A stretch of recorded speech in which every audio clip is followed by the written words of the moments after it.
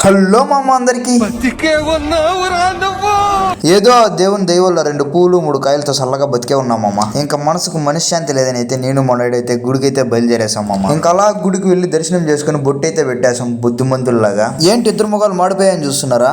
గుళ్ళో ప్రసాదం వెళ్ళదు మామ, అదే మా బాధ. ఇంకా చేసేది ఏం లెక్క బండికి వాటర్ సర్వీస్ చేద్దామని అయితే బయలుదేరేసాం. ఇంకా మనం డైలీ వాటర్ సర్వీస్ చేసే చోటుకి అయితే వెళ్ళాం. అక్కడైతే క్లోజ్ లో ఉండింది షాప్ అయితే. ఇంకా మనకు తెలిసిన తమ్ముడు ఇక్కడే హాస్టల్లో అయితే ఉంటాడు. ఇంకా వాడిని దోడుకొని గుళ్ళో ప్రసాదం వెళ్ళదని అయితే హట్ అయ్యి ఇంక డైరెక్ట్ గా హోటల్ కి అయితే బయలుదేరేసాం. ఇంకా ముగ్గురు 3 రకాల బిర్యానీలు చెప్పుకొని అయితే తినేసాం. చేసేవన్నీ దేవుని పూజలు, దూరేవని గబ్బు గుడిసేదని.